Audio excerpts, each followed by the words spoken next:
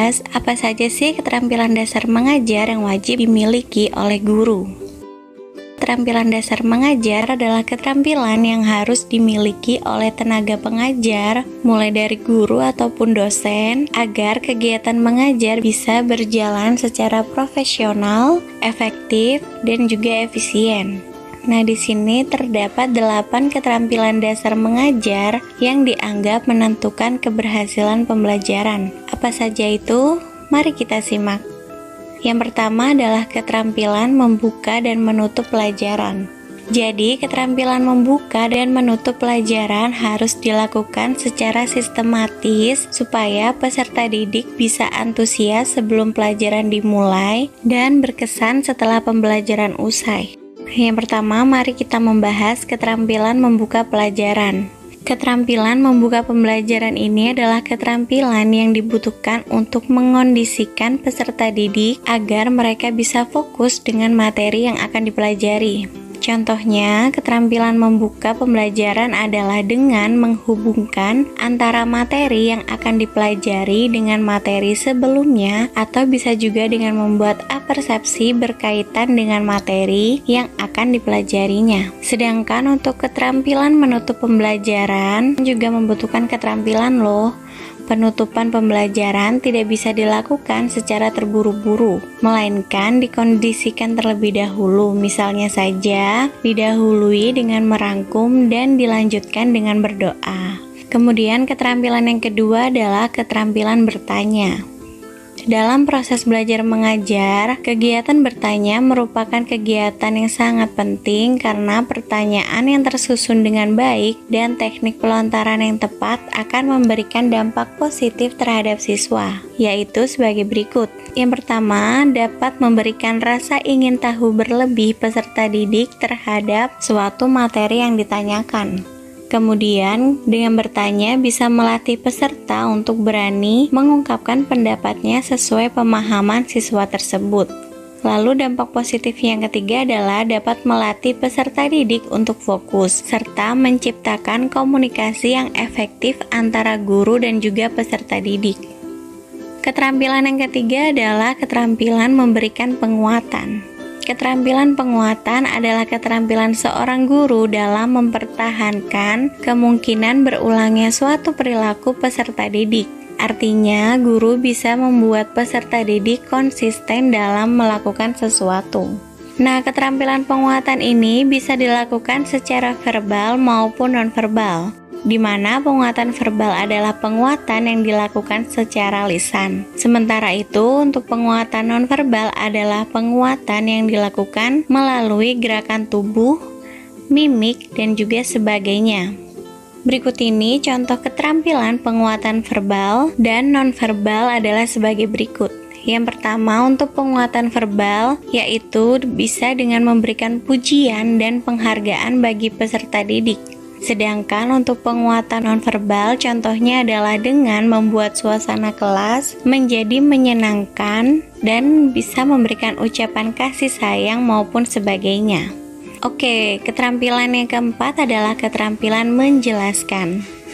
Nah, keterampilan menjelaskan ini adalah keterampilan seorang guru untuk menyampaikan materi pada peserta didiknya.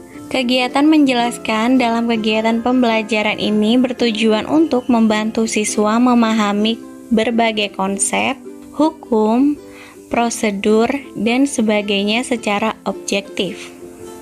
Kemudian, untuk membimbing siswa memahami pertanyaan, meningkatkan keterlibatan siswa, memberikan siswa kesempatan untuk menghayati proses penalaran, serta memperoleh balikan tentang pemahaman siswa. Oke, untuk keterampilan yang kelima adalah keterampilan mengadakan variasi. Keterampilan mengadakan variasi ini adalah keterampilan guru dalam mengajar dengan berbagai variasi untuk menarik perhatian peserta didik. Variasi dalam proses pembelajaran meliputi 3 aspek, yaitu variasi dalam gaya mengajar, lalu variasi dalam menggunakan media dan bahan pengajar, serta variasi dalam interaksi antara guru dengan siswa. Nah, keterampilan variasi ini berkaitan juga dengan kreativitas guru dalam mengajar. Contoh keterampilan mengadakan variasi adalah sebagai berikut. Misalnya saja, saat mengajar materi pencernaan karbohidrat, bisa dengan menyuguhkan video tentang proses pencernaan karbohidrat dalam tubuh. Sedangkan saat mengajar materi tentang rangka manusia, bisa dengan dilakukan membawa alat peraga berupa model kerangka. Keterampilan yang keenam adalah keterampilan membimbing diskusi kelompok kecil. Yang dimaksud dengan diskusi kelompok kecil ini adalah suatu proses yang teratur yang melibatkan sekelompok individu dalam suatu interaksi tatap muka secara kooperatif untuk tujuan membagi informasi, membuat keputusan, dan memecahkan masalah. Yang perlu diperhatikan supaya dapat berjalan efektif dan efisien, guru harus sering menjalankan fungsinya sebagai pembimbing.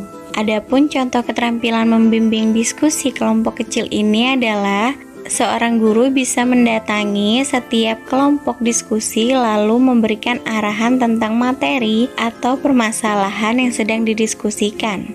Dan arahan dari guru dan juga teori yang ada nantinya dapat membantu siswa dalam menganalisis masalah hingga memperoleh kesimpulan.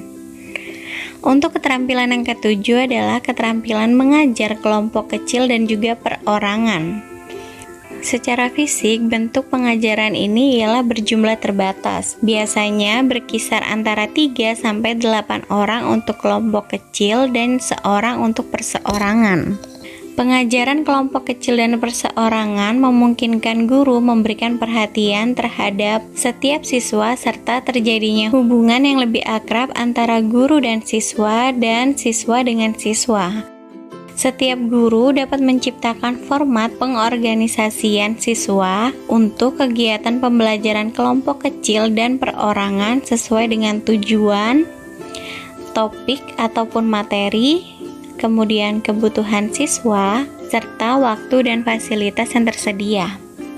Keterampilan mengajar yang terakhir adalah keterampilan mengelola kelas. Pengelolaan kelas adalah keterampilan guru untuk menciptakan dan memelihara kondisi belajar yang sangat optimal dan mengembalikannya bila terjadi gangguan dalam proses belajar mengajar. Misalnya saja saat siswa berbicara sendiri di dalam kelas, guru berusaha memfokuskan kembali perhatian siswa kepada guru. Nah, mengelola kelas ini merupakan tugas wajib bagi seorang guru. Kondusif tidaknya proses pembelajaran ditentukan dengan bagaimana cara guru mengelola kelas tersebut. Itulah mengapa untuk mengelola kelas dibutuhkan suatu keterampilan. Oke otakers, demikianlah penjelasan tentang keterampilan dasar mengajar guru. Nah teman-teman jangan lupa ya untuk selalu mainkan kuisnya dan baca artikelnya di website kita utaatiotak.com. Nah kalau kalian suka dengan video ini jangan lupa klik tombol like-nya, kemudian subscribe channel kita dan nyalakan lonceng notifikasinya supaya teman-teman selalu update video terbaru dari kita. Salam dari Sabang sampai Merauke.